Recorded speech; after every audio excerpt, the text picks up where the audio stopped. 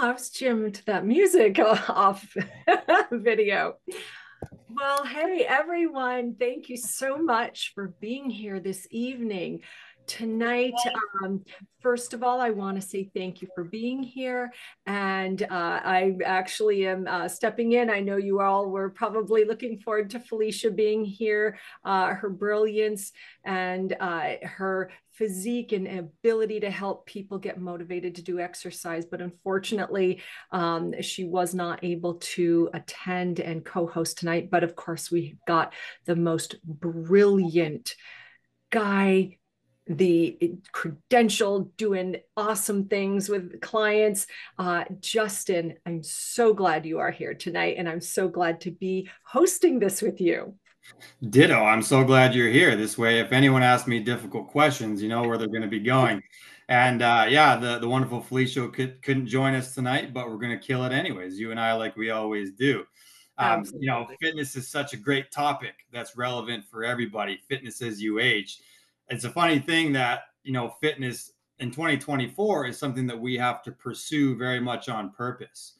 I think up until very recently in human history it wasn't really an option to be sedentary, right? Like that's something that we've kind of automated more and more things. And there's escalators right next to the staircase, and most people will go ahead and swerve right onto the escalator. So it's something that we have to do on purpose, and we have to do it with a purpose. So that's what we're going to be talking about tonight.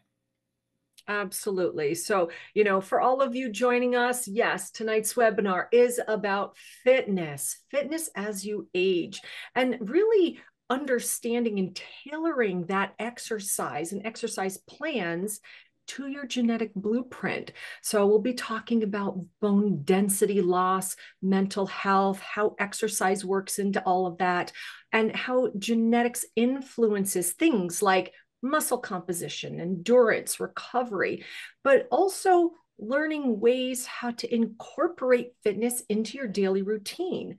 No matter what age you are, no matter what physical limitations or situations you may be in, there are always ways to move your body. So, I would like to actually, first of all, ask everyone, please, if you haven't, take a moment to please fill out the poll. This really provides us some great information to see where you are, where your interests lie, and that way we can also tailor some of the things that we're talking about, for you. Also, pop in the chat. I would love to see where you guys are coming from, where you are joining us in this big world of ours. And while you're doing that, uh, I want to bring up a couple of stats because I think they're so important for us to realize the importance of the things that we talk about. In this case, regular physical activity. And when we're talking about regular physical activity, some of the stats that I am going to be bringing out, are from like the WHO, American Heart Association, JAMA. Oh, fantastic. We've got people from Michigan, British Columbia, and Surrey, British Columbia, Canada. Welcome, welcome. Thank you so much for being here. You're Uh, 3 hours away from me, by the way. I'm in Kamloops, British Columbia, so we're close enough to have a coffee sometime. there you go. Oh, we've got someone from out west in Oregon. Very nice. Yeah, I happen to be in Vermont myself. And we've got Guelph, Ontario, and Sacramento, Sydney, Australia. Okay, I think we have ourselves a winner for halfway around the world from where we are right now. Fantastic. Thank you so much. Getting back to some of the stats, did you know that regular physical activity actually reduces the risk of all cause mortality by 30 to 35%? And that's including a decreased risk in heart disease, stroke, and certain cancers. Amazing. I mean, it's like, why wouldn't you want to do that? Um, when we're talking about bone density, because we are going to be, mentioning some about osteoporosis, osteopenia, weight-bearing exercises actually help slow bone density loss, reducing the risk of osteoporosis and fractures by up to 50%. That's amazing. And there's, a whole slew of reasons, getting into physics and genetics and all those wonderful things that we'll touch on tonight as well, on how that works. But the one thing that I also really like, what it does for our brains, and that adults who exercise regularly have a 20 to 30% lower risk of cognitive decline and Alzheimer's disease. And this is very personal to me. I remember talking about this when we got into, cognitive health and Alzheimer's, when we did a webinar on that, because I had two grandmothers pass away from cognitive decline, Alzheimer's. So it's definitely something that I want to be careful of, that I want to prevent, because it is in my family, and I know it is in many people's as well. So, wow, we've got more people coming in Montreal and Fort Lauderdale. Fantastic. Also, please, if you have any questions, start putting them in the Q&A. We love to see questions in there. We'll kind of be bouncing around and commenting on the chat, but for your questions, if you do want them answered, most specifically, please put them in the Q&A. So why don't we take this moment to have the poll? Why don't we take a look at the poll, and then we can start diving into some of the science, some of the education, and some of the tips and tricks, and what can we do? So let's see. First question. What is your current fitness level? And got a beautiful bell curve going on. So we have a little over 20% of you saying that you're beginners. Welcome. So glad you are here joining the exercise movement.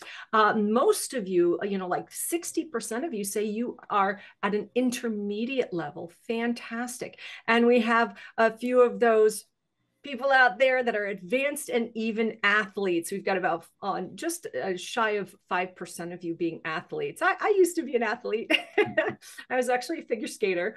I did a lot of different sports, but I actually did that professionally. Justin, did you ever into sports, athlete? Absolutely, but nothing as intense as figure skating. I would be falling down immediately if I attempted that. Even just hockey growing up, I preferred floor hockey because those skates did not particularly agree with me. And But you're a yeah, I mean, Canadian.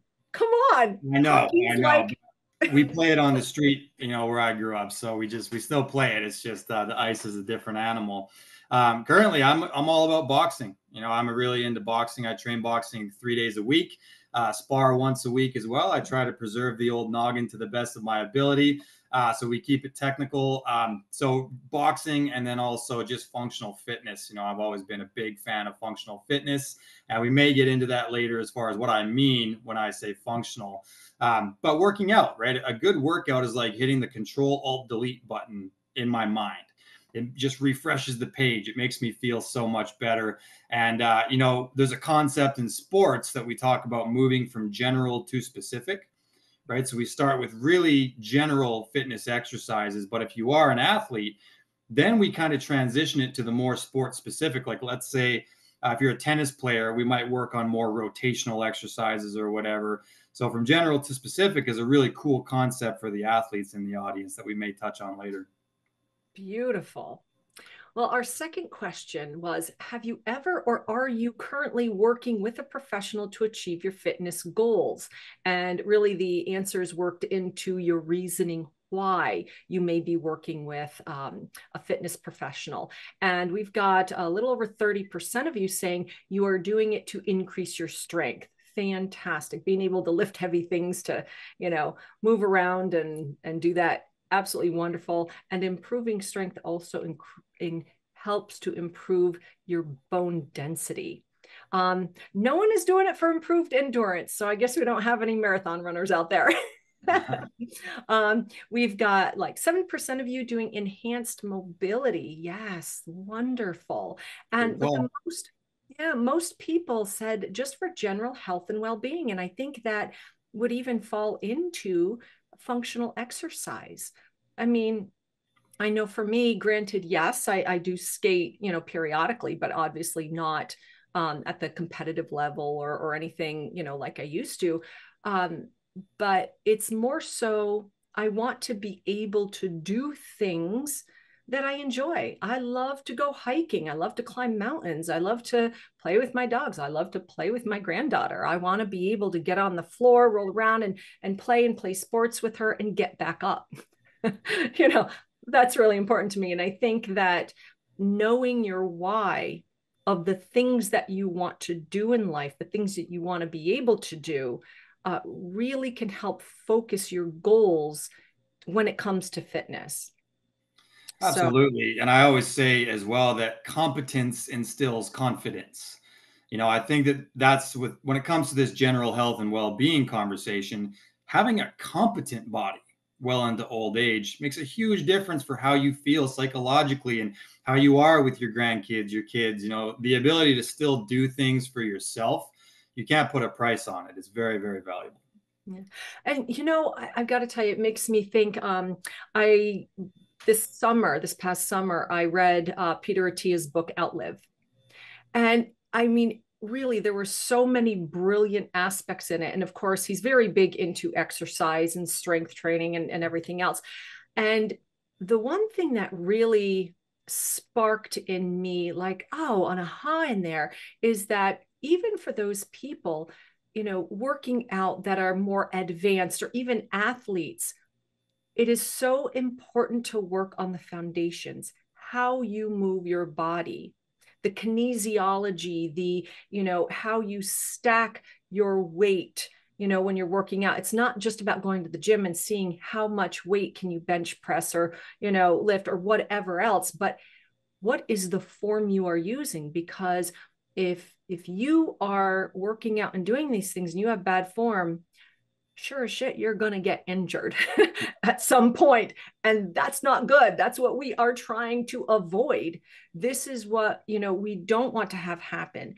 But if you are really focused and you have someone who knows the alignment of the body, how your body should be moving to avoid injury, and also building strength, stamina, endurance, all of these things, that is fantastic. So, it was just really, really interesting. I loved the perspective and the humbleness, that he took into realizing that he had horrible form and Yeah. changed that and really went back to basics. Absolutely. It's like the kinetic chain, right? The efficiency of the kinetic chain and the ability of your muscle groups to actually move as one unit. That's what makes you ultimately functional. So there's such a difference between functional training for athletics and training for more aesthetics because you're really targeting muscle groups in that way. But when we're interested in functionality, we have to know how to build strength from the ground up. So every single muscle group leads into the next one, and the efficiency of that kinetic chain leads to more mobility and quality of life well into old age as well. Oh, absolutely. And I mean, yeah, we all want to look good naked, but we also want to make sure that we are feeling good, that we can do the things that we want to do, that we are achieving the goals we have set forth, and that we're enjoying life. That's really important. So, getting back to our poll questions, our third question was, how often do you currently engage in physical activity? And again, that beautiful bell curve. We do have 4% of you that said rarely, and we're hoping that this webinar and realizing the importance of the benefits and importance of exercise will help to encourage you to increase your regularity of physical exercise. But we do have about 25% that say 1 to 2 times per week. A little more than half of you said 3 to 5 times per week. And then we've got just about 20% of you that said daily.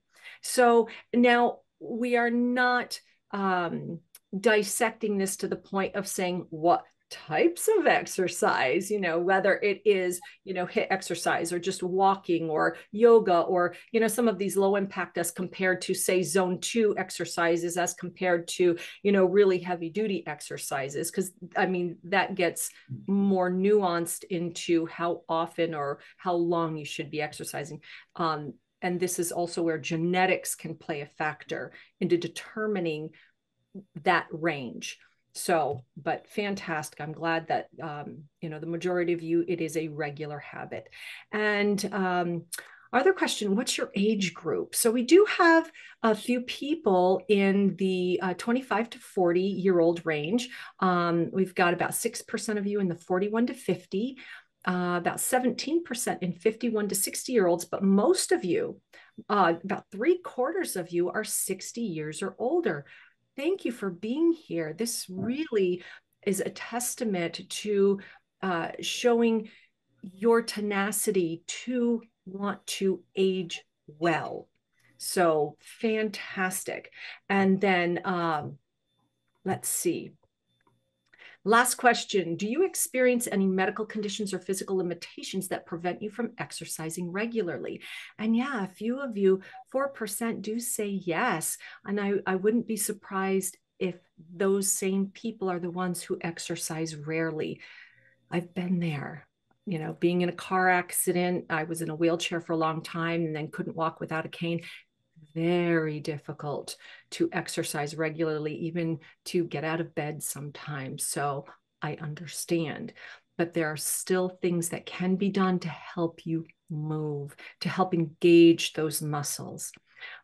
We have about almost a 50-50 split of people who said yes, but I can still do some modified exercise sizes. 50% said no, I don't have any limitations. And then 4% of you said unsure, prefer not to say, which is perfectly all right. Um, I want to say in the chat, I want to welcome my daughter is here. Her name is Alyssa, and she is a personal trainer. And it's interesting because she says, daily exercises can also mean walking, stretching, mobility, any kinds of exercises. So hi, hi, darling. Thank you for being here.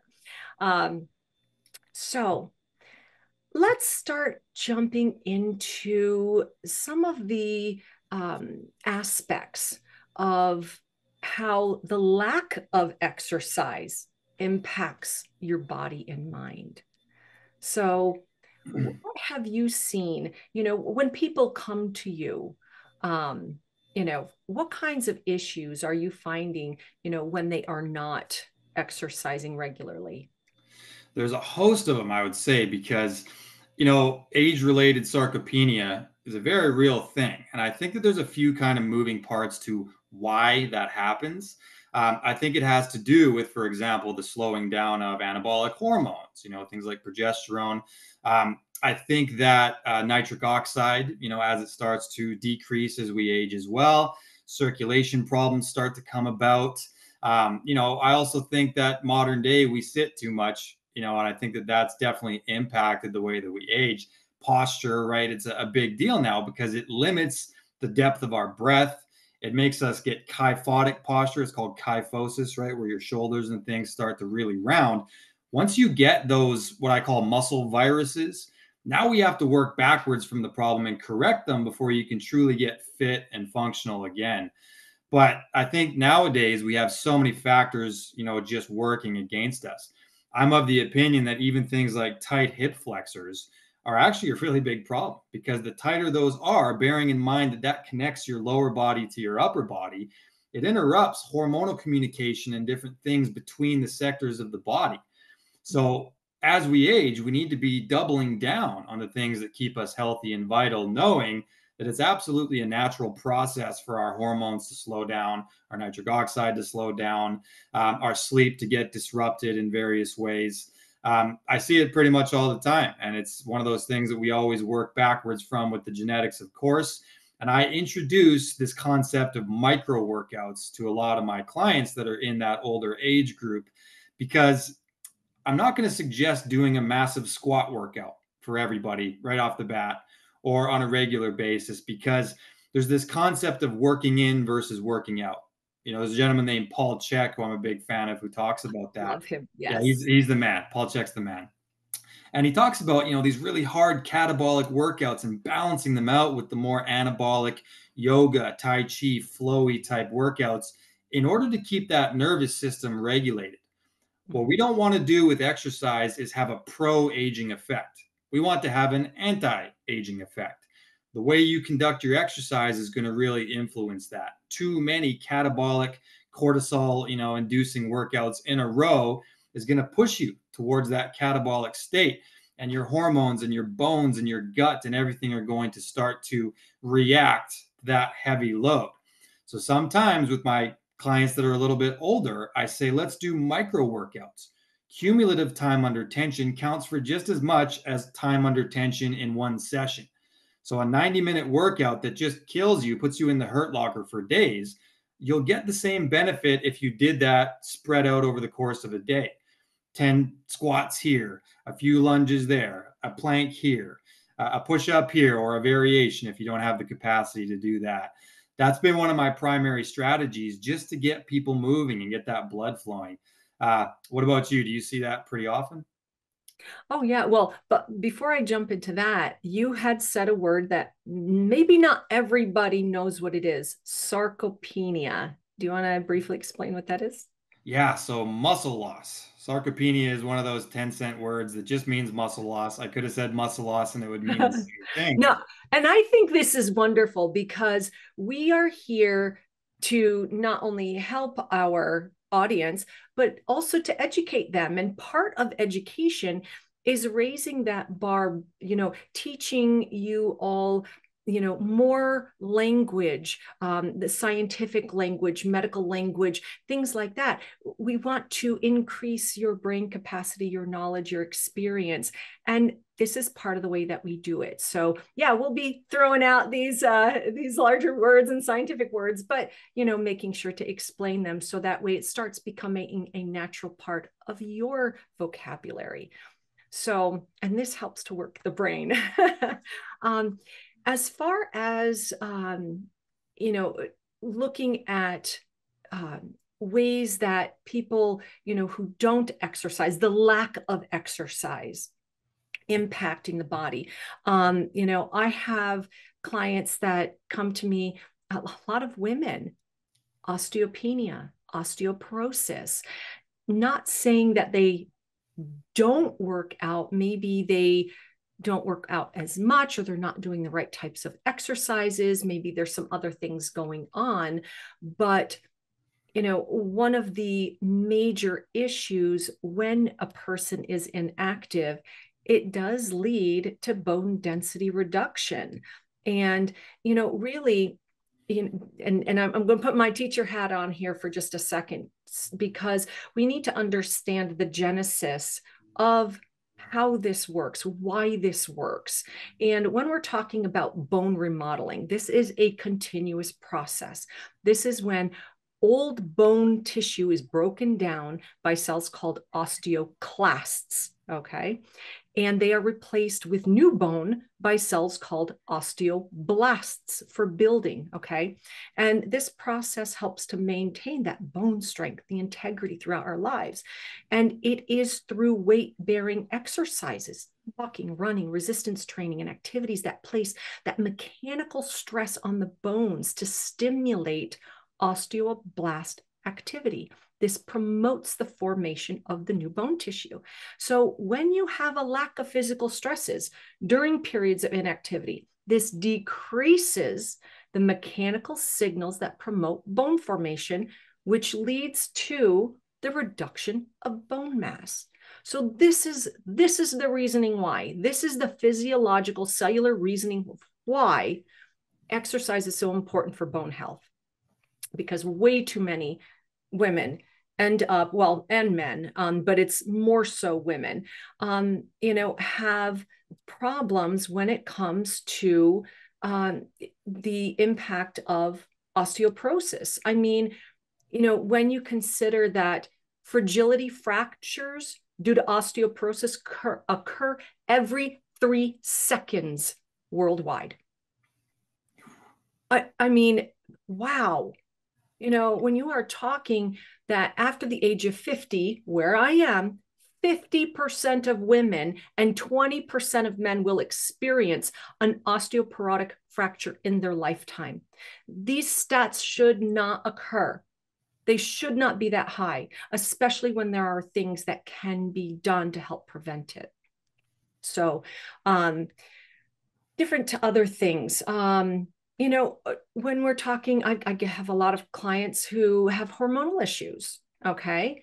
Well, as we age, hormones change, obviously. And this reduces the level of estrogen in women, testosterone for men, which further can exacerbate bone loss. So, estrogen and testosterone play very important roles in bone metabolism. And when a person is inactive, this again accelerates that bone loss, aging, sarcopenia. Okay. So we really want to make sure that we prevent those things by and through exercise. So let's talk a little bit about that. Let's talk about some contributing factors and some of the genetics. Okay. Because people have their probably their DNA 360 reports and they're like, okay, where in my report do I need to look? All right. So I'm going to say, because I already know some of the things Justin's going to bring up, the areas that you're going to want to look at, and yes, there's a few, your cardiovascular. Okay. Obviously, that is going to play a factor in your inflammation, your recovery, as well as the anti-inflammatory reports, as well as your hormone report. Okay. Your hormone report is very important when it comes to your estrogen levels, your androgen levels, and how all that works. Mood and behavior plays a factor too. What's your motivation? How do you get motivated? So, honestly, all the reports are important, but what I'm going to do is I'm going to hand it over to you, Justin. That what are some of the things that you look at in the reports, some of the genes to determine how to help someone with a fitness plan, or maybe, how to better their fitness? There's really three main areas in the report that I look at as far as making recommendations and understanding whether or not we need like an intervention in place to support a particular area. Within the cardiovascular report, like you just mentioned, Dr. Varden, there's a couple of really important things to look at in there. The first one would be a gene called 9p21. We've talked about it on the webinars before. That really influences the toughness of your endothelium. And if you're going to do a lot of cardiovascular exercise, you really need to be aware of how tough that is. I'm in a very blessed group of 0G in the 9p21 gene. I'm jealous. I know you should be, because it means that my endothelium are lined with friggin' rhino skin. Like they're really thick and tough. We measure it as far as how many G's did you get. 3G is the most common, and 6G would be the kind of top end as far as the risk factors. Unfortunately, Dr. Varden is a 5G, so she needs to be aware of how much cardiovascular exercise she does. This is an area that you can support, right? We talk about strategies. If you choose to be a marathon runner and you've got a 6G, it's not my advice, but I'm also not going to tell another adult how to live their life.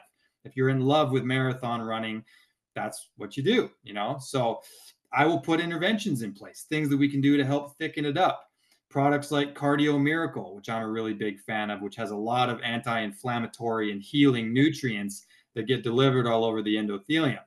Maybe some cold exposure, things that actually can help thicken up the capillaries and the veins in your body, as well as lowering inflammation. Maybe it's pairing the endurance exercise with some high quality weight training. And again, work in and work out. Let's get some yoga. Let's get some parasympathetic activation in there. So 9p21 is very important. Another one in your cardiovascular genes that are very important is called NOS3. That is nitric oxide synthase, and we actually call it eNOS because it has to do with the endothelium as well. Your capacity to dilate the endothelium with fresh blood, with nitric oxide. If you are dysregulated for nitric oxide already on a genetic level, and then as you age, it slows down that much more, it's going to impact your ability to exercise. Nitric oxide is the third most abundant gas in the body, and it's used for a million different things, including vitamin D synthesis and the delivery of every nutrient your body could possibly need to deliver. Blood flow matters for all of these things. So I look at those too, and we may need to add interventions in place to increase nitric oxide, via red light therapy, vibration therapy, etc.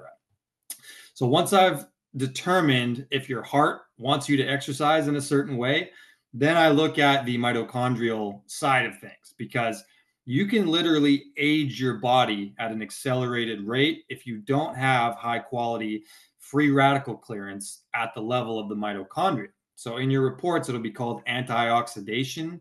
It's the SOD2 pathway. I've talked about this before. It's a HEPA filter that clears reactive oxygen species from the mitochondria. If you don't do that efficiently and you plan on exercising, like in the poll, more than 3 or 5 times a week, if you're one of those daily people, you may want to add some interventions there as well. Some hydrogen water, some carbon 60, some infrared sauna, something to increase phase 2 detoxification. Then I go to the hormones, right? Because we want to know, what does your androgen receptor look like? If it's suboptimal, we're going to find some ways to engage that. More leg work, slow eccentrics, which means like the lowering portion of the weights. You can actually prolong that to get more androgen activation. Are you estrogen dominant? Are you balanced? All of those things matter a lot. If you have a balanced profile, which means you don't make a lot of sex hormones in general, putting on muscle mass and having a lot of strength is going to be a pretty difficult endeavor for you. And we're going to need to find some ways to activate that, with ingredients like HMB, creatine, I'm a big fan of. We can mess with your weight training regimen from there as well. So those are the three main areas that I look at, Dr. Laura. Beautiful. And I'll tell you, it really is a multimodal approach. We look at your genes, your history, your lifestyle, where you are at right now, in this very holistic approach, because you're not just your genes. You are not just your blood work. You are not, just the job that you have. So it's really piecing all that together, and we take all of that into account. And I know, Justin, you do that so beautifully. And you really are such a great support system, to your clients, and get the results.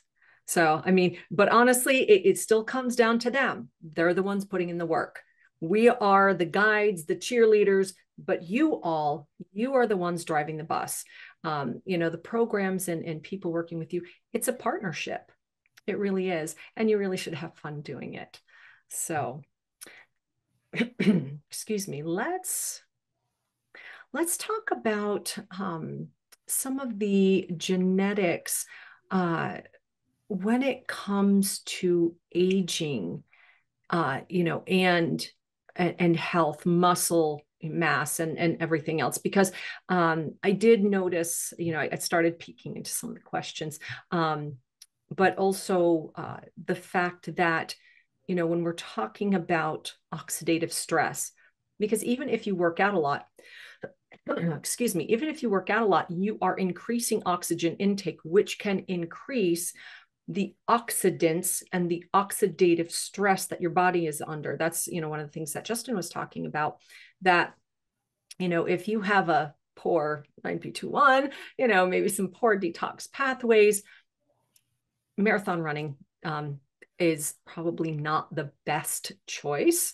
And, I found it very interesting that a lot of times people tend to enjoy the activities that are reflective of their genes. Absolutely. I Yeah. personally have really not come across someone with a really crappy, dysregulated cardiovascular profile that's a marathon runner. Like, for example, I much prefer bursts, sprinting, and track. I did the short sprints, pentathlon, or, 100-meter hurdles, things where, short bursts of strong energy. And even in skating, usually our routines are, 4 minutes long, but there are times of ease and other times when doing, triple jumps and spins and everything else. So I leaned into what was reflective for my genes, and I have found that. But when we're talking about things like oxidative stress and detoxification, this is so important, because when we're talking about exercise, the recovery is as, if not more important than the exercise itself.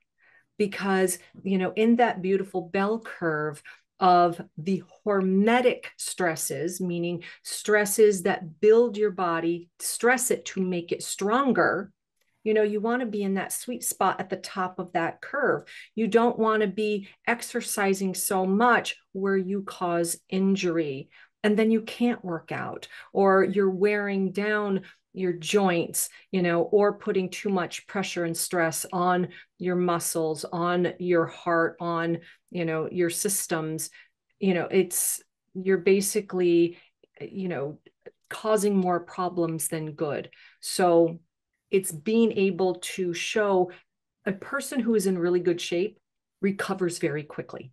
Yeah. So the genes that we look at in this, these are your detoxification pathways, your GST genes, glutathione conjugation pathway, looking at your methylation, looking at even glucuronidation, because that actually affects how quickly you are clearing testosterone, that you are clearing, estradiol levels. This affects muscle mass prevention or preservation, excuse me, and energy levels in aging individuals. So, all of these things play a factor. We also have a gene, the FOXO3 gene, in our longevity report.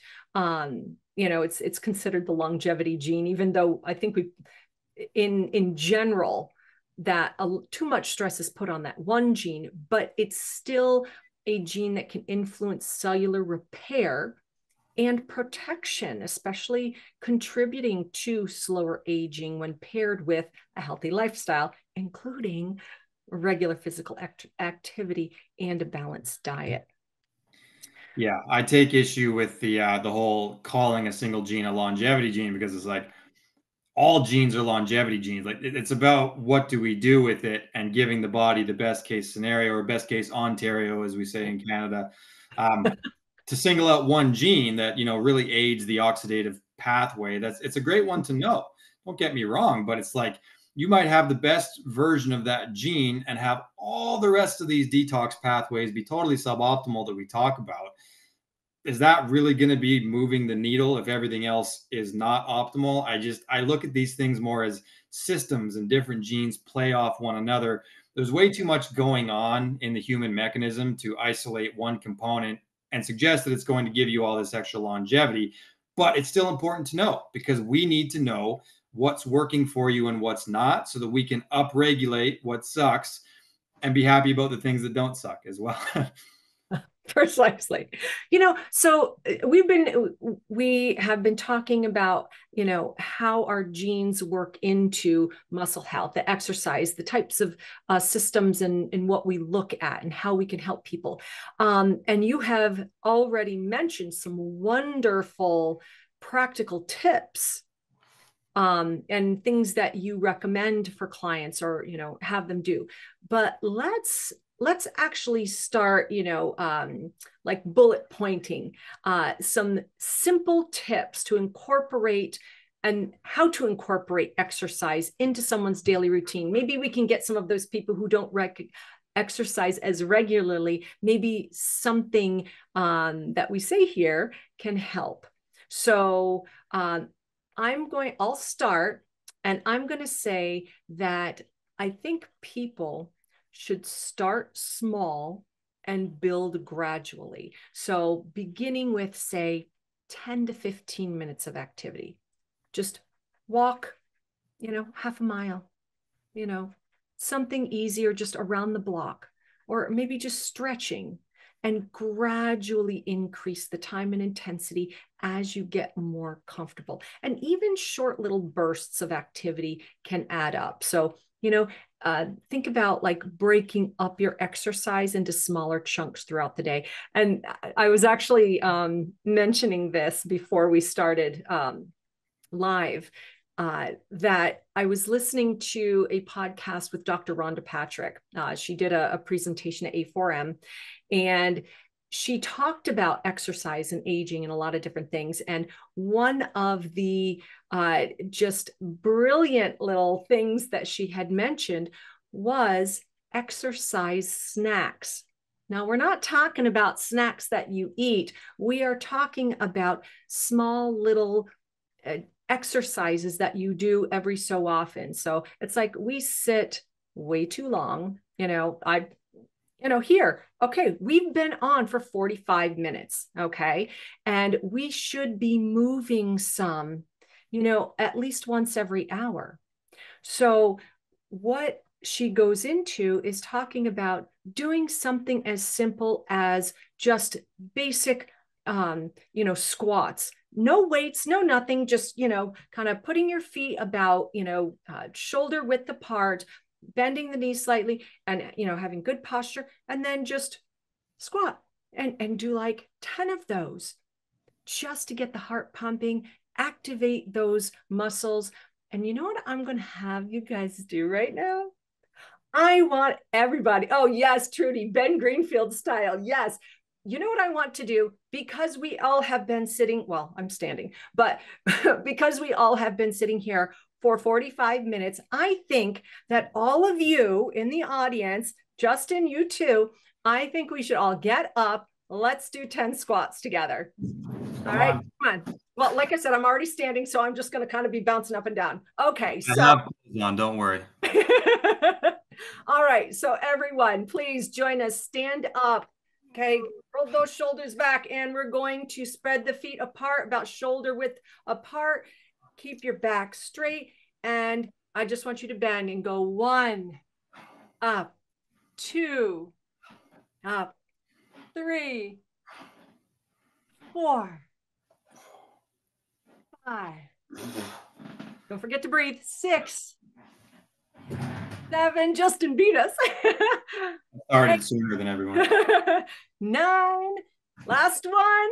10. Beautiful. Yes. Okay, I want to see in the chat. Did you guys do this? Give me a big old yes if you did. I am so glad that we did that. I feel better, feel my muscles moving. Excellent, Joanna. Yes, good job, Trudy. Woohoo. Good Beautiful. work. 10-4. Yes, Marianne, Erica, Sarah. Good for you guys. I love this audience. You guys are fantastic. And Terry even said that she walks when I'm listening to webinars. Yeah, 45 minutes and counting. Beautiful. Fantastic. I love you guys. You guys are awesome. That was fun. Right there. Hey, we just did one. Beautiful. So, Justin, what's another simple tip for incorporating exercise? What else can they do? Well, speaking of fun, I mean, what that just was, I really think that if you can find any sort of an activity that you authentically enjoy, be it, throwing the frisbee for your dog or, all of these things are incorporating more movement than you might think. I'm a primal health coach as well. That was what I did prior to functional genomics. And one of the 10 primal blueprint laws that we teach people is play. We talk about play, and it's actually a fundamental human behavior. Sapiens have always done that, found a way to mess around and enjoy moving our bodies. I mentioned at the beginning of the call that I'm into boxing. To me, that's fun. Me and my friends beat the crap out of each other, and to me, that's an enjoyable thing to do. I'm not suggesting everyone on this call does that. But yeah, I mean, get a group of buddies together and play some ultimate frisbee or some dodgeball if you're really feeling aggressive. Find a way to make it fun. If you can move your body and enjoy it at the same time, maybe it's dancing. Grab your partner in the kitchen one day and just dance with them, right? You guys are moving. You're increasing the intelligence of your body every time that you move it. And I also think that allows you to pair it with music, which is shown to have a ton of different benefits as well. So yeah, I mean, make it fun. If you can do that, that's going to go a really long way because now it's not a chore anymore. What do you got next? What do you think?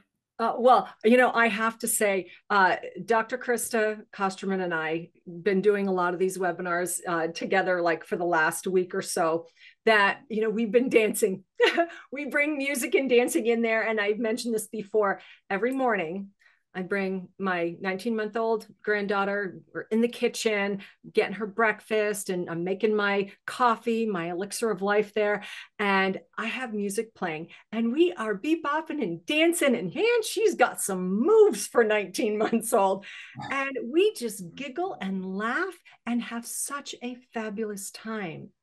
And it is absolutely amazing, the interaction that we get, the fun, the movement. It's wonderful. So I love how you brought that up.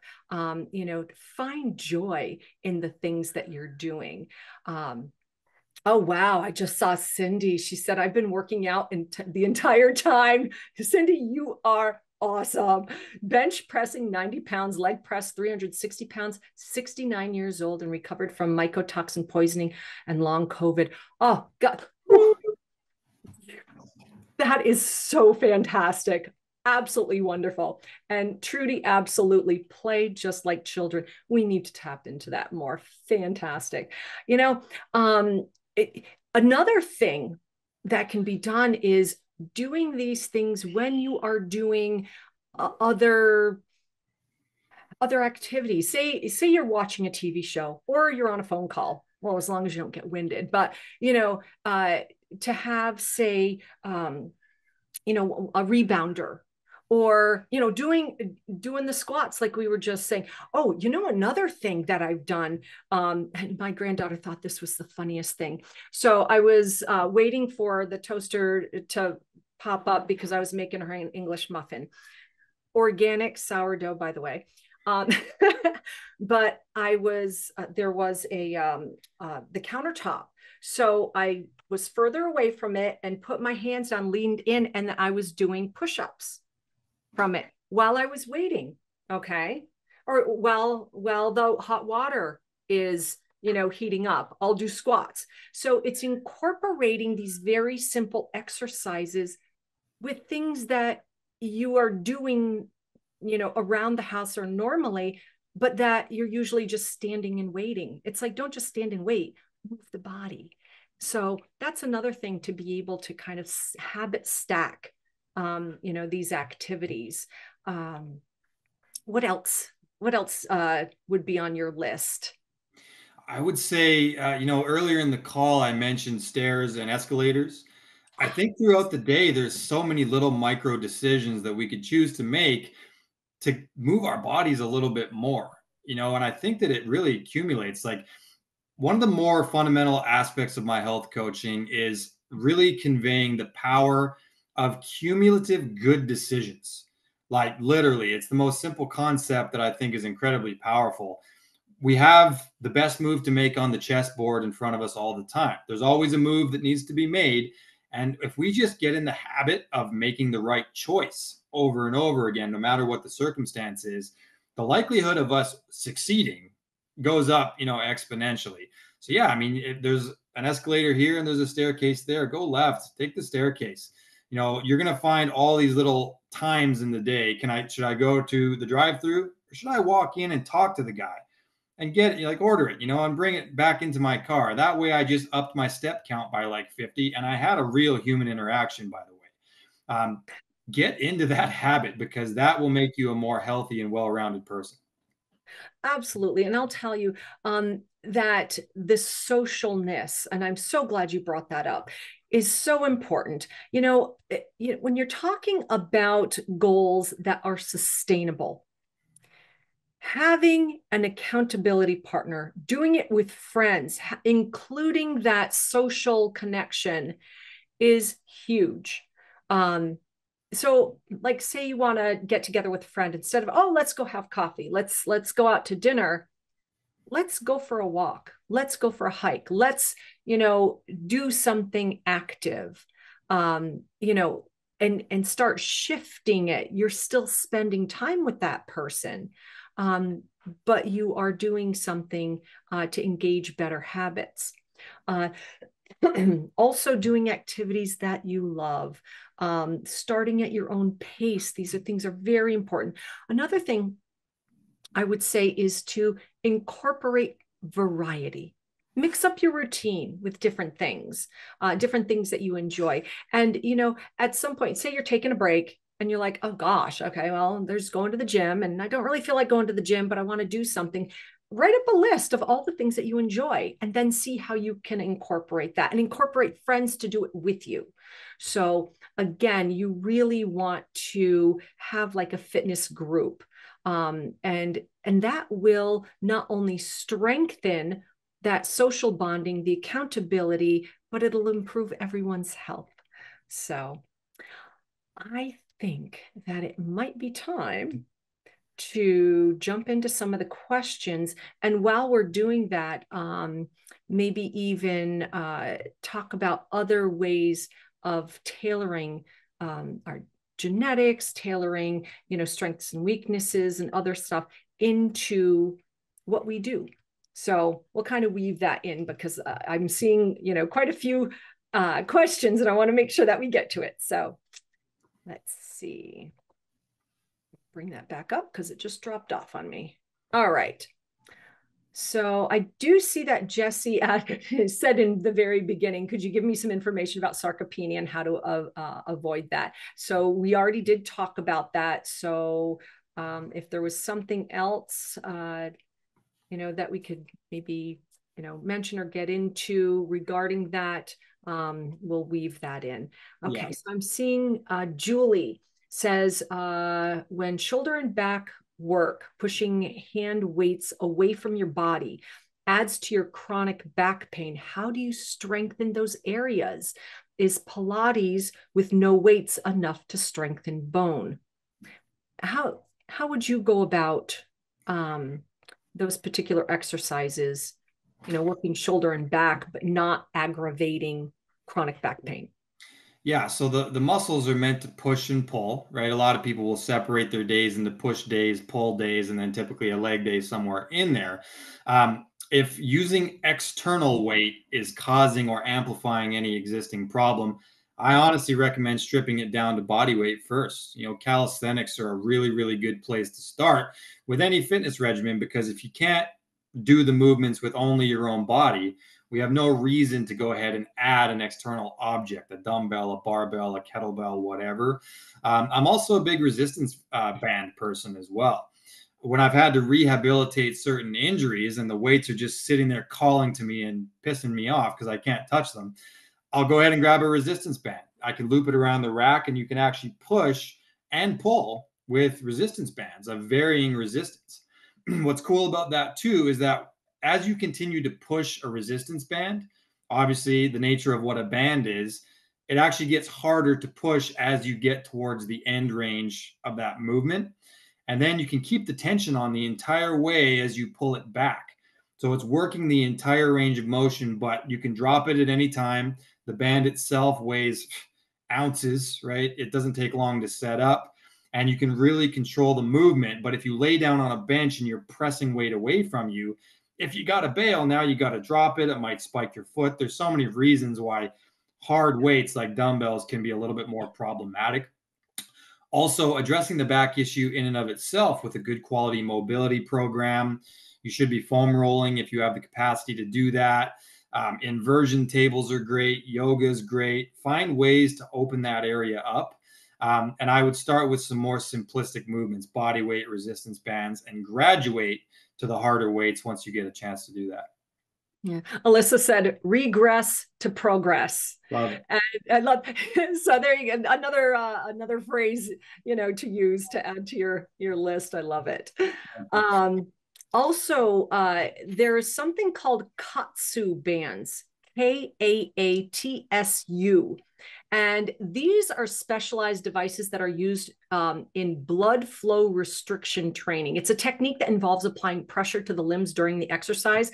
And what happens is that these bands partially restrict venous blood flow from the muscles while allowing arterial blood flow. This enhances the effects of low intensity exercise by stimulating high intensity training. So this is actually something that can be done. If you cannot, because for whatever reason, you can't work with heavy weights, but you want to get, these high results, the Katsu bands are wonderful for that. And they do help to increase muscle growth. They help improve circulation, also helps with rehabilitation and aging, especially for older adults, those in rehabilitation. But I will say that these types of devices and the workouts and things that we are talking about are for educational purposes. Okay. Please do not start making major changes in your exercise regimen, especially if you have any kind of medical issues, taking medications or what have you.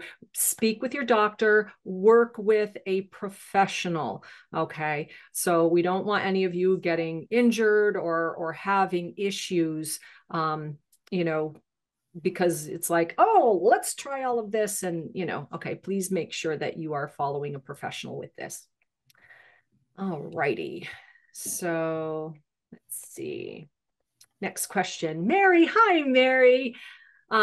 She's one of our regulars. She's got a lot of questions here. Okay, so she asks, can you comment on the use of peptides in postmenopausal women to assist with maintenance of muscle mass? Also, do you have any experience in the use of MitoPure for the same population? And do genetics play a role in whether these supplements would be beneficial? Now, I know that we have talked about peptides before, and I do recommend that anyone who would like to learn more about bioregulatory peptides, Justin and I did a webinar on this a few weeks back. Maybe our angels in the background could pop the link into for that. But can you speak and to some of that information? Yeah. So, I mean, peptides, now that all the disclaimers are out of the way that we have to make, first of all, Dr. Laura and I did a full webinar about peptides, and I highly recommend going back and checking that out because we got pretty deep into the weeds on that one. I would say that any peptides that are associated with recovery and recuperation are very useful because, as we age, our body's own mechanisms that are associated with recuperation tend to slow down. So you can go ahead and hit the weights as hard as you want. It's just like we talked about. If you don't get that other side of it, that yin side of it, and you're all yang, you're never going to be able to recover. And that is a mandatory part of the formula. If you've got a chemical reaction going on and you're missing one of the compounds, it simply doesn't work. Right. So I'm a big fan of, researching things like thymosin beta 4, for example. That's got a lot of great tissue rebuilding properties. BPC 157 is something that can theoretically be stacked with that as a heal like Wolverine stack, is what they call it. Anything that induces growth hormone as well. That's an anti-aging hormone that is directly associated with the capacity to build new tissues. Right. So I think that, ipamorelin, tesamorelin, that sort of thing, it would be a great recommendation there. Not one that I'm making, one for you to research. And then anything that's on the mitochondrial side of things as well. You mentioned MitoPure. Urolithin A is a great ingredient for that. There's also peptides that are touted to have a similar thing going on there, like MOTC, for example. 5-amino 1-MQ, technically not a peptide, but upregulation of the mitochondrial system. I would honestly start with something like urolithin A. It's way easier to get, and you don't have to deal with all of these rules and regulations surrounding peptides. So that's a great one. But I can speak to my own experimentation with both thymosin beta 4 and BPC 157. And I actually did, anecdotally at least, heal my back injury with that. So I can speak to the power that I personally experienced with Justin's experimentation on that one. Yeah, I remember you were having a rough time with your back, and I've had my back injury was due to my car accident when I got rear-ended by a 3/4 ton pickup truck with a snowplow. And I've had many back surgeries.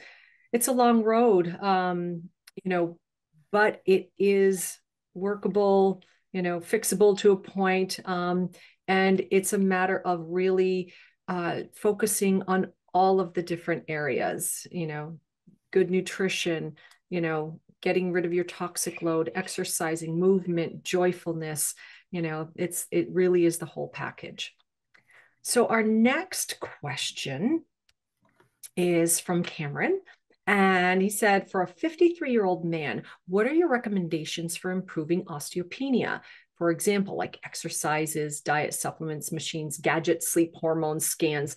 A lot of this we've already been, talking about. So like for exercise, just to highlight weight-bearing exercises, you really want to have activities that force you to work against gravity. All right. You want to have that resistance, the force of the muscles to the bones, because that will trigger the osteoblast genesis, those cells that help to rebuild bone. So definitely doing that. There's also Dr. John Jaquish actually did his PhD. He's a biomedical engineer. He did his PhD on osteoporosis because his mom had it. He reversed it. He came up with the machine OsteoStrong. There's actually OsteoStrong, um, uh, not labs, like these places that you can go where they have these machines and they have people to help you, specifically people with osteopenia, osteoporosis. Fantastic. He also has an X3 bar, which is portable resistance bands. Brilliant. I actually have it and love it, and I do recommend it to several clients. So different things. Vibration platforms are actually really good. This gives you a whole body vibration, stimulates bone density growth by exposing bones to small controlled vibrations. Again, should be used under professional guidance to make sure that you are using it properly.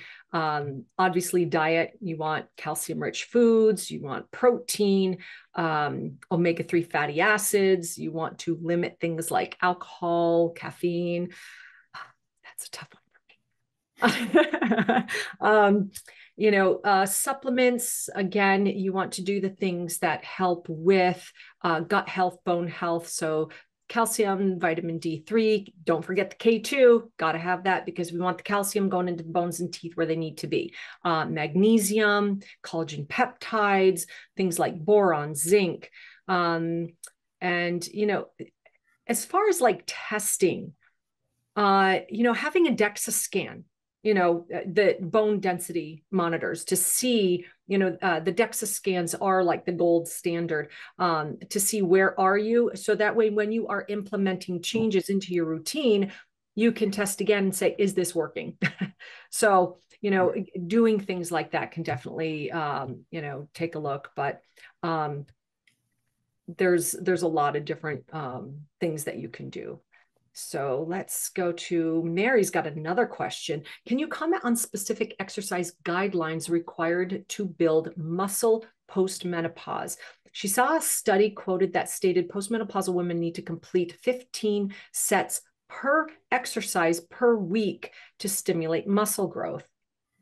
I personally haven't read that study, but I'll tell you who, two doctors in particular that I have read and am familiar with. Dr. Gabrielle Lyon, brilliant. She really works into protein for women, exercise, as well as Dr. Mindy Peltz. She does a lot with, she wrote the book Fast Like a Girl. We've done webinars with her before. And she also gets into fasting, postmenopausal women, exercise. There's also another one, Dr. Stacy Sims. She wrote the book Roar, and the other one, oh, I can't think of it. But if you look up Dr. Stacy Sims, Sims, and like I said, one of her books, Roar, she really gets into that, into women as you age, and exercise and building muscle. So anything that I may have missed there? I would just add, and you killed that, by the way. It's not that you missed anything, but I would add all sets are not created equal. And I would have to know the details of such a study as far as what do these sets really consist of. Because there's numerous hypertrophy pathways actually when it comes to resistance training, and the number of repetitions that you do and the poundages that you choose to use will dictate which one of those pathways is being activated. So if you're really struggling to put on muscle mass, my personal view is that you should activate each one of these pathways with the different repetition ranges, right? So for example, a 1 to 5 reps, where that fifth rep, you're just like, you are not going to get a sixth. Like you are literally at that point because you're going really heavy. When someone says going heavy, that's what they mean, 1 to 5. that's going to trigger more of a hormonal response than an actual myofibril breakdown of the muscle tissue. That hormonal response associated with struggling against a really heavy resistance causes a growth hormone release. And that can, in and of itself, stimulate hypertrophy. So 1 to 5 is a great repetition range to start with. Then, when we graduate to the 6 to 12 repetition range, you're in something called myofibrillar hypertrophy. That means that 6 to 12, we're ripping down the myofibrils so that we can then initiate mTOR and we can build muscle that way. Anything above 12, once we get to 15, 20 repetitions, I'm talking per set here, then we're in sarcoplasmic hypertrophy, which is the actual like stretching of the fascia, and you're just pumping the crap out of the muscle with blood. And that's going to trigger hypertrophy on that pathway. So there's 3 different ways to stimulate hypertrophy with regard to just the repetition range. Then you go to the sets after that. And of course, the more time under tension that you have, the more hypertrophy you're ultimately going to get. But bear in mind, this is a homeostatic mechanism. 15 sets of 1 to 5 repetitions, you're going to be cooked for days and weeks. Like, it's not worth it. You're going to still have to structure each workout appropriately so that you're not overtraining. So bear that in mind as well. But I recommend dabbling in repetition ranges as much as you can, because that's going to impact your musculature more because you're stressing it in all these different ways. The stress is what matters. That's awesome. I love how you dove into the stratification of information on the different types of reps. Love to geek out with stuff like that. So much fun. Okay. So let's see. Jesse says a part of their DNA results says they need to increase effort required to put on muscle. The CYP17A1 gene, the UGT2B17 genes, 2 copies there. AR gene, that's the androgen receptor, a little dysregulated, but any type of exercise or diet that helps keep muscle formation going. What do you have for Jesse? Right. So that's where these hormone reports in particular do need their share of interpretation, because I'll tell you, when I first got my DNA 360 done, it was like, this gene suggested I have an increased propensity to build muscle. And I was like, yeah. And then I scrolled down and it was like, this one means a decreased propensity to build muscle. And so we always have to weigh the benefit to the downside.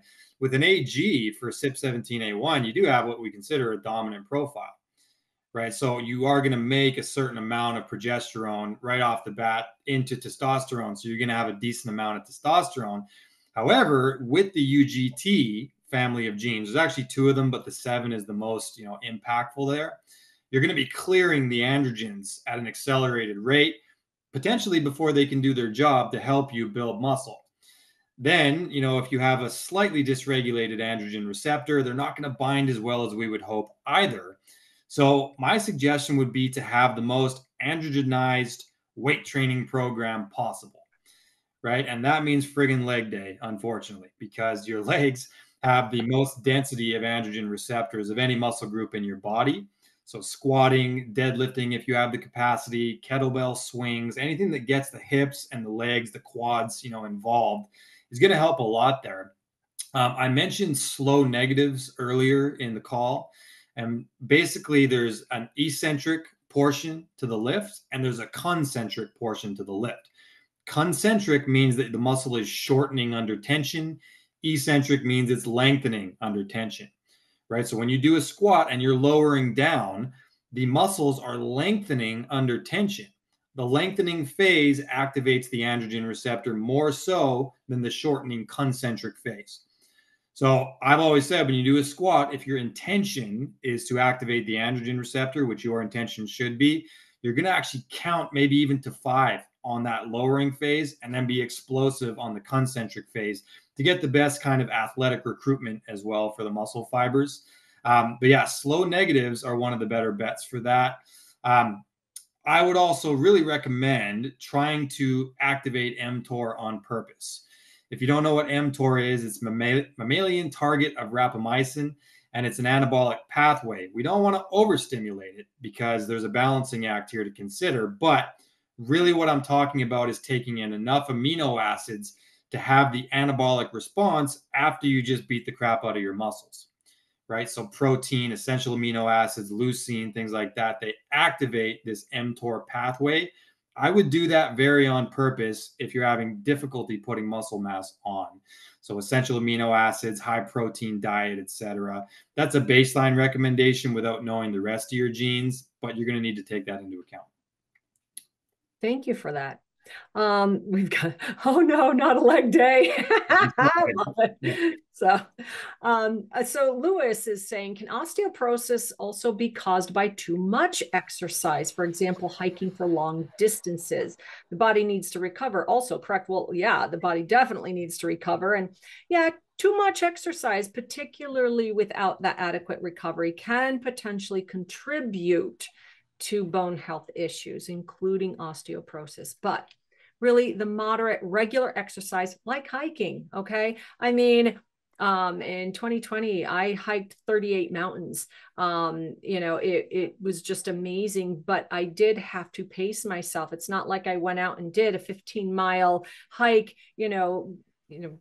doing maybe 2,000, 1,500 feet in elevation, every day. Okay. So you have to pace yourself, because when you consider that excessive, and then here's the words, excessive, long duration, or high impact exercise without proper recovery can lead to an overtraining syndrome, that stress on the bones, which obviously could increase any risk of bone injuries, fractures, things like that. So, but everything in its moderation, it's okay to go do, if you want to do something, for a weekend, and you're doing some hiking and you're, doing some peak bagging, great, do that. But it's not like you're doing that every single day, every week for several weeks on end. Okay. If you are going to be doing any kind of longer hiking, well, you train for that. You build your bone strength, your muscles to be able to handle those things with the correct recovery. So, but I mean, wonderful, wonderful questions. We have another one from Cameron in saying, also from a DNA perspective, what recommendations do you have for building lean muscle mass without injury for 50 plus years old? Justin, you've been doing such a great job.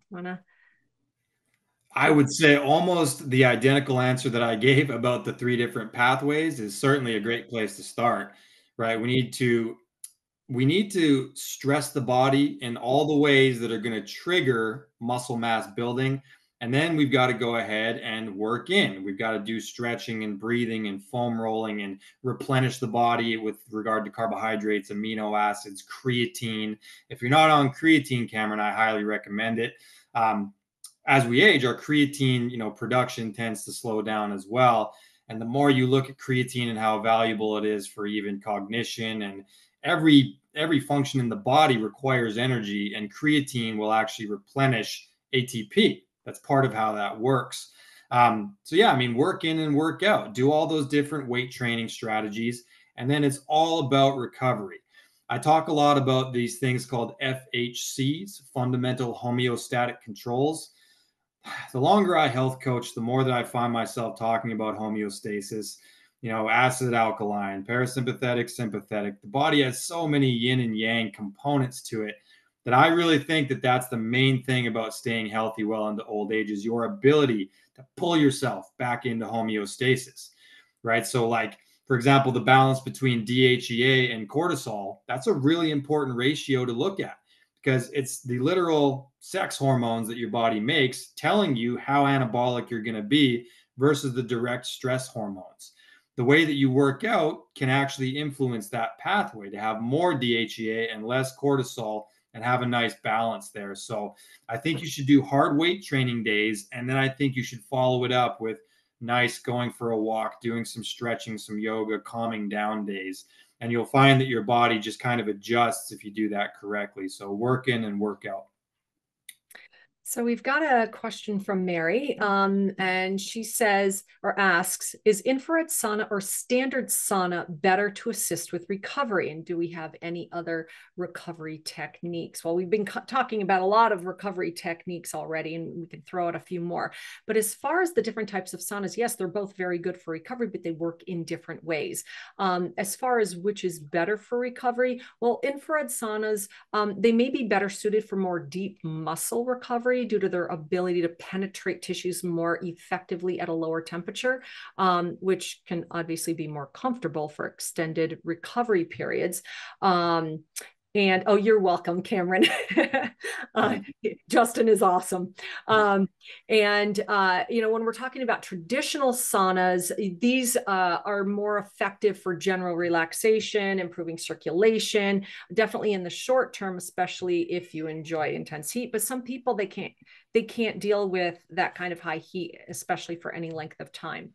For other techniques, I would say like massages are fantastic, especially deep tissue massage, foam rolling, which Justin has already mentioned a few times, cold therapy, doing like a cryotherapy, alternating that with hot sauna sessions, because really working that thermal regulation and the genesis of brown fat, very important when it comes to cryotherapies and cold therapies. There's also like compression therapy, compression boots, that helps to promote lymphatic drainage, enhance blood flow. Obviously, sleep is foundational. Can't say enough about that. Hydration, nutrition, so many different things. So we've still got quite a few more questions that I want to make sure that we get to. Let's see. Oh, here's one for you, Justin, because you had brought it up. James is asking, how does hydrogen water work? Isn't water made of hydrogen anyway? Yeah, so it's hydrogen is something that in nature is really only going to be like in high concentrations in water if it was like a real flowing spring, like something where there's a lot of movement in there. It's an ingredient that you would actually get from magnesium, but it's a particular elemental magnesium where you put it into the water and it dissolves and it actually transfers into hydrogen. It's about the concentration in the water. So they measure it in ppm, parts per million. And when you add it in on purpose, it totally changes the way that the water interacts with your cells. So it actually activates a particular pathway called the NRF2 pathway, and it causes a little bit of hormetic stress within the cells. And it triggers your own antioxidant pathways to be increased, right? So I mentioned it earlier in the call because, we talked about free radicals, reactive oxygen species, things that act as oxidants in the body that you need to know about, because if you're doing a lot of cardiovascular work, your body's creating a heck of a lot of additional reactive oxygen species. So hydrogen water is one of my strategies to counteract that. So I'll share what I've been doing lately. After a boxing workout, like I mentioned, I do boxing 3 times a week. And although I'm a blessed 0G9P21, so I have good endothelium, my mitochondrial detox sucks, right? So that's the area that I have to pinpoint if I'm going to do a heck of a lot of cardio, which boxing is just inherently cardiovascular. So after my boxing workout specifically, I have EAAs and I add 2 hydrogen tablets in there and I guzzle it down post workout. It does not decrease the exercise induced inflammation such that it shuts off the good benefits that we want from that, but it increases the free radical clearance from the mitochondria. It's a really specific pathway that it activates for the mitochondria. So, to answer your question more directly, yes, there's going to be some hydrogen anyways, but the concentration, the parts per million, is what matters. And if you add it in on purpose, you're going to get way more mitochondrial toxin clearance. So I do that with the tablets. Thanks for that. Let's see. Terry is saying about that their cardiovascular genetic profile being suboptimal, that he does reflect, or she, I'm sorry, I don't think she reflects the exercise that is what the genetic profile, DNA profile states. Then doing whole body vibration machine with the power plate. Looking into red light therapy, specifically sonoblanic blanket and PEMF mat. With the cardiovascular profile, would red light therapy such as that be recommended? Well, I mean, just being suboptimal, you know, that doesn't give a lot of information. And again, in general, red light therapy, mats, PEMF, very helpful, but always double check with your healthcare practitioner to make sure it is right for you, especially if you do have anything going on. But yeah, I would consider looking, more into that as a recovery devices. And let's see. So Alyssa, okay, when it comes to mood and behavior, what are some of our best ways to motivate and allow for confidence to grow and stay within a beginner client, helping them work through the feeling or thought process of being stuck to their illness or ailment, so to speak? So really, getting into, ways to rewire those thought process and also remind them of, proprioception, that awareness within ourselves, having proper form throughout the day, posture to help initiate and to continue with movements and, things that we have been talking about. What do you do to help flip that switch for people to help them gain confidence and continue?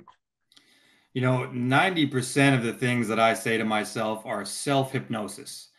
I'm trying to convince myself most of the time that I'm the friggin' man and that I can get it done. I think that there's a concept that I work on a lot that I call stacking W's, right? Stacking wins. And I usually will pair it with the dopamine pathway because dopamine is all about reward and pleasure. So we say purpose over pleasure, right? We talk about doing the right things and staying connected to your why. And we stack W's because we recognize that fitness is a momentum game. It's hard to gain it and it's very easy to lose it. But it's like what I said before, cumulative good decisions gains you the most momentum possible.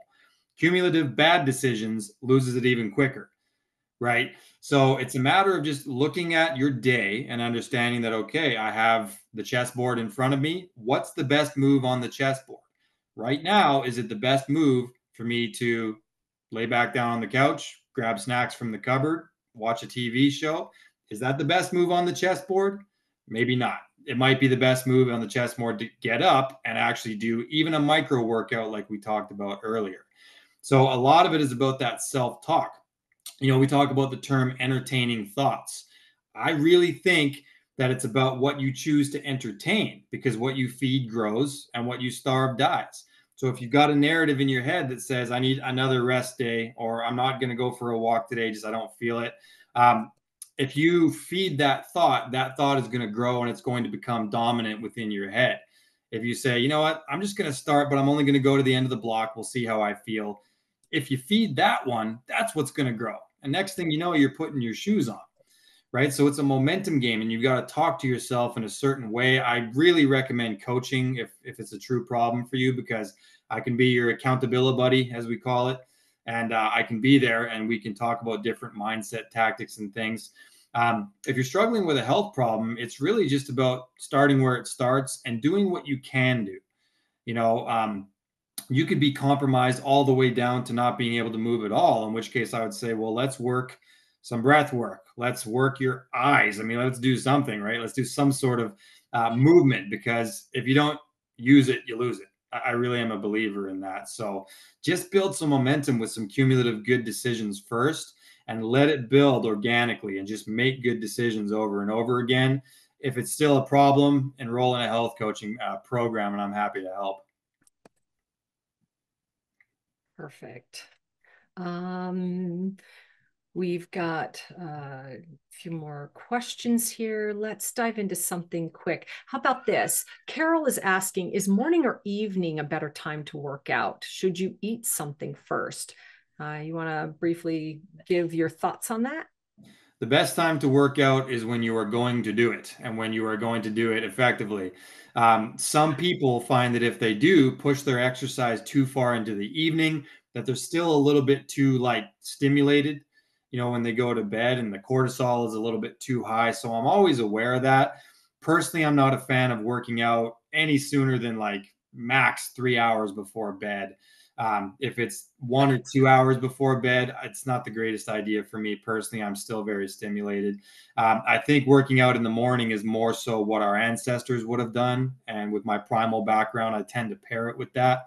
Um, there's also body temperature and different things to consider. We want to be cooling down actually in the evening so that we can get to those deeper levels of sleep. And if your body has still got that tissue temperature elevated from your exercise, it could effectively compromise your sleep, which is something we don't want to do. But I would favor that over not working out ever. So again, it's when you're going to do it, that's your best bet. Okay, we've got several questions in here, very specific to injuries, or pain. And it's not that I am ignoring your questions and don't want to answer them. It's just that there is so much more involved, when you do have an injury, or if you've had surgery, or if you are being seen by a doctor when it comes to these, because although, there are things that, we do with our clients who may have, some of these injuries, we also have all of their history. We work with, their doctors, or, we have all of the information. It's very difficult for us to give any kind of advice, which honestly, we can't give any kind of medical advice in that respect. Um, you know, simply because that's outside of our scope of practice. So if you have, say, like, rotator cuff tear, or you've had surgeries or something like that, this is something that, taking the information that we have covered today, doing some more research on your own, but really it needs to go back to the attending provider, dealing with the issues, the injuries, the surgeries, and things that you are dealing with. Okay. So let's see. I think there might be a couple others we can answer. Oh, Alyssa was asking you specifically, Justin, have you ever heard of the personal training team of Show Up Fitness with the founder, Chris Hitchko? The name Chris Hitchko rings a bell. However, I'm not sure which bell and I'm not sure where it is. So, yes and no. I wouldn't be able to wax poetic about it, however. Gotcha. And Michael is asking, what is the optimal creatine dosage initially, loading phase, and then ongoing maintenance? I'll field that one because creatine, I mentioned it so many times already today. I might as well go a little bit deeper. So for men and women, it's a little bit different of a dosage because women actually have a little bit better of a creatine storage in general than men do. So, and then the body weight is typically different. I mean, I'm generalizing here. So women usually don't need much more than 3 grams per dose. And it's a good idea to split that up anyway. So if you're going to do 3 grams, it would be 1.5 and 1.5, couple hours apart, just to get the ideal, dosing. For men, 5 grams is typically what you would do if it's a monohydrate. If it's more of a hydrochloride creatine, you could get away with 3 grams. And the other benefit there is that you don't have to do a loading phase or cycle it. You can actually be on one of those pretty much year round. The typical loading and cyclic phase with a monohydrate would be loading up to 20 grams for a week, 7 to 10 days if it's your first time ever doing it, then transitioning onto the maintenance phase, which would be 5 grams. Typically, that's one scoop. And you would do that for up to 8 weeks, and then you would go ahead and take a break. The actual efficacy of whether or not that's needed is very debatable, and people go back and forth. There's also a bowel tolerance to consider when it comes to creatine, and a lot of people I know went ahead and tried 20 grams, and it didn't stay in there long. So I think that more like 10 grams for a loading phase is probably appropriate. And again, spacing it out. I don't think your body can absorb massive amounts of creatine like that at once because like a pound of red meat is going to have like a normal dose of creatine. So you can imagine 20 grams of creatine, your body has no idea how to absorb that, because you would have had to just eat a quarter of a cow to get that much in one in one sitting. So I don't think it's the most natural of things. There's also one that I would recommend researching called GAA, guanosine something or other. And it's becoming more popular on the market now because it's actually a direct precursor to creatine that absorbs via 8 different pathways as opposed to just one. So the studies that they've done on GAA, they've actually increased creatine storages by a massive amount over and above creatine monohydrate. You can also pair it with the creatine to get just maximum creatine storages. So look into that one. That's a really cool one. But monohydrate is the one that's had the most studies done on it. If you're going to do it for 8 weeks, take some time off, and then get back on it, or look into an HCL. Perfect. A couple other questions here, and thank you guys so much for hanging in there. Mac is asking about protocol supplements for someone who has been overtraining. Well, of course, here again, very difficult to say specifically, for your situation. But in general, if you are overtraining, give your body the time to recover, to rest, prioritize sleep.